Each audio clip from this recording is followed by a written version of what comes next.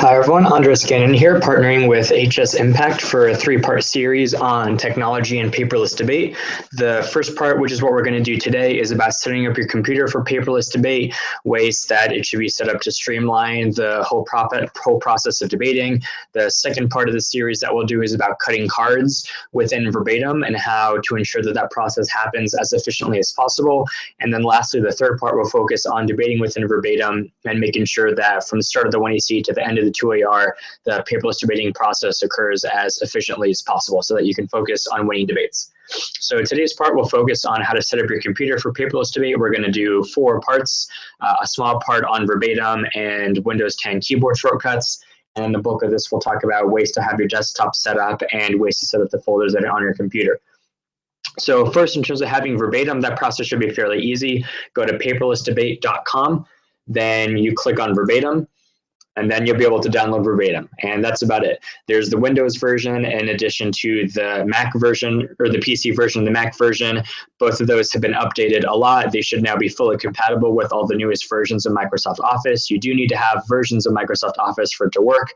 And other than that, the process should be very easy. The way that you know that you've installed verbatim correctly, just like you would any other program with these 2 buttons, is when you open up Microsoft Word using verbatim, which should be here on your desktop, you should now see this debate tab at the top that has a ton of buttons and features that make sense only to debaters. If you have that, then you know that you've installed verbatim on your computer correctly. Verbatim also comes installed with a few other neat little tips and tricks. We'll go over most of those in the later sections of this mini-series. Second thing I want to talk about, and sort of the bulk of it, is ways that you should have your desktop set up for paperless debating. Now, most of y'all, when you get your computers, when you first start debate, you most likely have your computer set up as follows, in the sense that your main taskbar looks like this. You just sort of have it clunked down here at the bottom. You can't really tell how many things you have open or what refers to what. You know, you have some Google Chrome windows open. You have to navigate on this fairly useless mini menu to see exactly what those are. That becomes very difficult to do once you have a lot of things open in a debate. Let's say 10 to 30 Word documents, which is how many typically happen during a debate, as well as Google Chrome windows, different folders that are open, et cetera, et cetera. So what you should do to streamline that process is move your main start taskbar to either the left or the right side of the screen. Now, the way that you do that is right-click on your taskbar, go to Properties. Then you want to make sure these first 2 buttons are unchecked for Lock the Taskbar and Auto Hide the Taskbar. Check the box that says Use Small Taskbar Buttons. Locate it in the next box on either the left or the right. Either one is fine.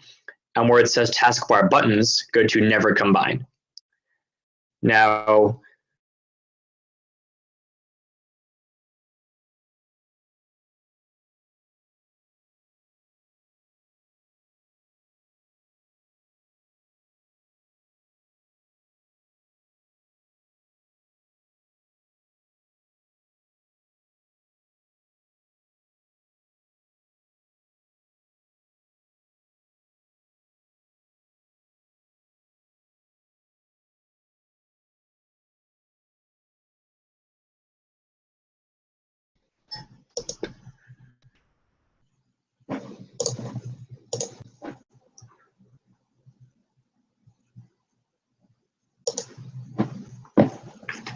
okay, now when you've done all of those things, you should now have your taskbar located on the left. And I want you to notice a few features here. First is you can see everything that you have open.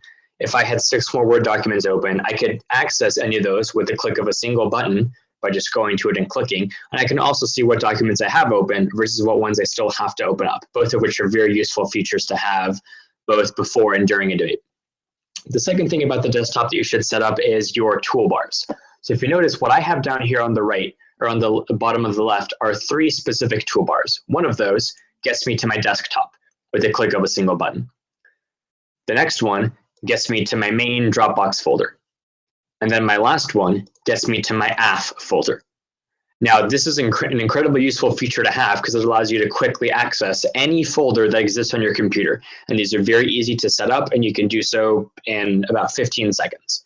The way that you can set these up is right-click over here on your taskbar, go up to Toolbars, click on New Toolbar. And what you can do now is select any folder that exists on your computer and add that folder to your taskbar down here. Now, this means that for the first debate, you could put your AF folder there on your toolbar. Next debate, make it your neg folder or a counterplan folder or a big impact turn folder if that's where you think this debate is going to go. And you can mix and match those very quickly, and the way that you get rid of them is just by unchecking them.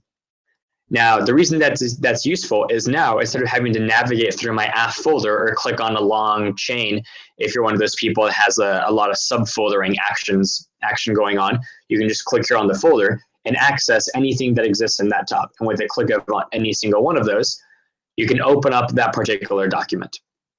You can also access folders in that way as well. If you click here on AF, I can just click on blocks, double click on it, and it'll open up that folder. So this is a really fast, really easy way to have a shortcut to any folder on your computer that is not permanent at all. You can make these whenever you'd like. The third thing I'd like to show you is about snapping the folders that you have on your computer. So one thing that exists now in the new version of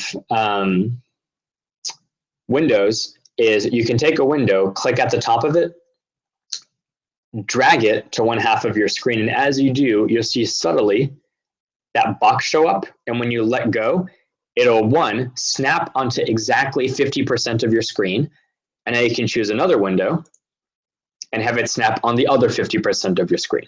Now what this does is it allows you to have two windows that are open side by side, and you can navigate among both of them simultaneously.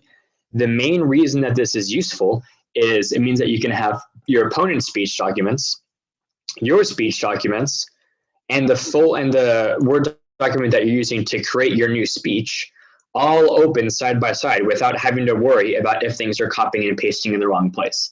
Now, however you'd like to organize this is up to you, but the way that I did it that I thought was effective is on the right-hand side, I always had my speech document where I would place, I was tildeing all the cards that on the left-hand side, I'd have my opponent's speech document, as well as any files that I was using to create my blocks. So my critique blocks file, my counterplan answers file, my dissed answers file, my main AF case answers file would all be over here on the left. I would do that before the debate, which means that now during the debate, when I need to start assembling my speech document and looking over the cards my opponent has read, I can just really quickly and easily click on them over here and then copy and paste those over into my speech document. We'll go over the copying and pasting part in part 3 of this lecture, but I think that knowing how you can set up your desktop using that drag snap to edge function is really useful.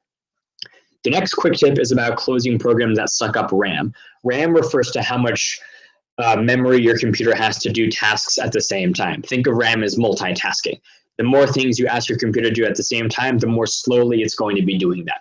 So what you should do is shut down any programs that you're not currently using that are taking up a lot of RAM. The two main culprits of taking up RAM are Google Chrome, which is why it's so fast, but also why it slows down your computer when you're not using it, and Spotify, which all of you love to have open during debates when I doubt you are listening to music. So the way that you should deal with that is right-click over here on the taskbar, go to Properties, don't go to Properties, right-click on the taskbar, go to Task Manager, and under Task Manager, you can now sort everything that your computer is currently doing by memory. And you see here at the top are the things that are using the most memory, and you get to the bottom are the things that aren't using any memory at all. Generally, if it's using two double figures, then don't worry about it. Something that's using 50 megabytes is not slowing down your computer very much. Things that are using triple digits of your computer's memory are doing a little bit more damage in terms of slowing it down. So I think that if you're in a debate where you're not emailing speech documents to each other, close down Google Chrome. If you're not listening to music during your opponent's speeches, you should close down Spotify. Anything else that you don't need that's over 100, close it down so that your computer can devote all of its RAM to the things it should be doing, like dealing with Word documents and making sure that you can transition between things quickly, jumping documents, et cetera, et cetera. But that's how you do that. The last small tip has to do with your screensaver and dimming of the screen. Dimming feature that helps it save battery, helps make sure that you don't keep it on when you're not using it, etc. That's great everywhere except during a debate, where you have your computer ready to go at all moments. So what I recommend you do is turn off your screensaver and your screen dimming function and the hibernate function when you're at debate tournaments, just period. The way that you do that is down here on your taskbar, click on the battery icon, go to power and sleep settings. And then what you can do from here is change based on when your computer is plugged in, when it is running on battery, when does the screen turn off, and when does your computer go to sleep. You should set both of these so that your computer the computer screen never turns off and your computer never goes to sleep when you're at a debate tournament. The reason being, there's only a risk that some point in the middle of your 2AC or during cross-ex, your screen's going to turn off and you're going to lose a few seconds waking it back up or having to type in your password or moving around on the mouse to make sure that it stays awake. None of that should be a concern at all. And so you should just change that here by turning these to never. That's all I have for ways that you should set up your desktop. The third section is about ways that you should set up the folders that exist on your computers. So I'll talk briefly about ways to organize your Dropbox and the folders on your computer, and then the folders that you should have open during a debate and what you should use for what. So you and your partner should have a virtual tub on your computer, which is where you store all of your files that are highlighted the way that you need to, organized the way that you need to, personalized the way that you need to, disorganized the way that you need to, if that's your particular style, but it's your way of organizing all these files. How you do that is up to you. I always found useful to have an AF section, a negative section, an impact section that was impact cards that are useful for both directions, et cetera, et cetera. But your job is to make sure that these are highlighted, that they're integrated, that you know where they are and the way that they're operating. Now, the separate thing, and this is the special thing I want to mention here, is you and your partner should make a tournament folder that has a folder for every tournament, and within that tournament has a folder for every single debate. Now, what this does is it means that you have a folder on your computer that is a devoted memory of all the speeches that happened during a debate. This serves a few useful functions. First is it means that when you're giving redos for your coaches later, you can retrack the original speech documents that were used during that debate. When your coach wants to strategize later, how do we need to change the 2AC that you read in a particular debate? You have access to that there as well. During a tournament, if you are debating round 4, against a team that someone else from your school debated round 2, you can now see, here's what my schoolmate or my teammate read during round 2. Here's how I need to tweak these blocks, but here's what the coach did them before the round, et cetera, all of which is really helpful. The last reason that this matters is if your computer crashes or dies or something, you know exactly where on your computer the speeches from that debate are. The disaster that I see from a lot of debaters is they have a Word document that's called Stuff 2AC, that is somewhere on their desktop or in their downloads folder. They don't know what debate it's from. They don't know what speech this actually is, where it came from, where it's supposed to go, can't track it down again later, all of which is a disaster. And so organizing this as you go, by before a debate, make a folder for that debate, save your speeches in that speeches folder, then they're there for the rest of time, is a really useful way to organize that. This folder should always be open during debates. So during debates, you should always have the folder open that is the speeches folder for everything during that debate. The reason being, sometimes before the 2AR, you might have accidentally closed the 2AC speech document. You need a way to access that quickly if there's some evidence that you need to reference. And so having all of that here is a really useful function.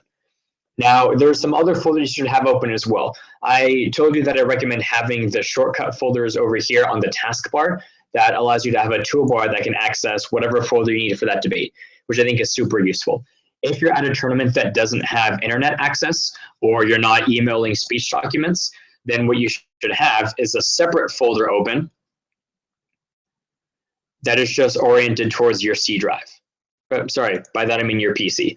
Whenever you plug in a flash drive, the flash drive pops up right here. Now, what should happen is when you're ready to jump your speech document, this should take about 20 minutes less than it currently takes most high school debaters to jump speech documents. What you can now do, since you have your handy speeches folder, is click on something in your speeches folder, drag it over to the jump drive, which is open over here, and boom, done. That's all that it takes. There's an even faster way that we'll talk about later that's just clicking on the USB button up here. But I think that having just a dummy folder open, just in case you need that dummy folder for something, is going to be useful more times than it is a hindrance. The last thing that I want to briefly talk about is some Windows shortcuts that are really useful. And we're posting a guide that has a list of these along with this lecture, so hopefully you'll remember them from there. The first thing is Windows has this sort of neat function where it gives a number to each of the things that you have open. Right here, this folder is 1. This verbatim window is 2. This Google Hangouts is 3. Document 1 is 4. When you see Green Hill is 5, just in terms of the order of the things that they are there. What you can do is if you hold the Windows button and hit any of those numbers, it'll open that window and bring it to the front. So if I hold the Windows key and then hit the number 1, that first window, that first thing, which is this Windows Explorer folder, opens. If I want to go to the 5th thing, which is when you see Green Hill, I hold the Windows button and hit 5, and that opens the Green Hill folder. And so that's sort of a neat, fast way to access things if you want to use that instead of clicking on them over here.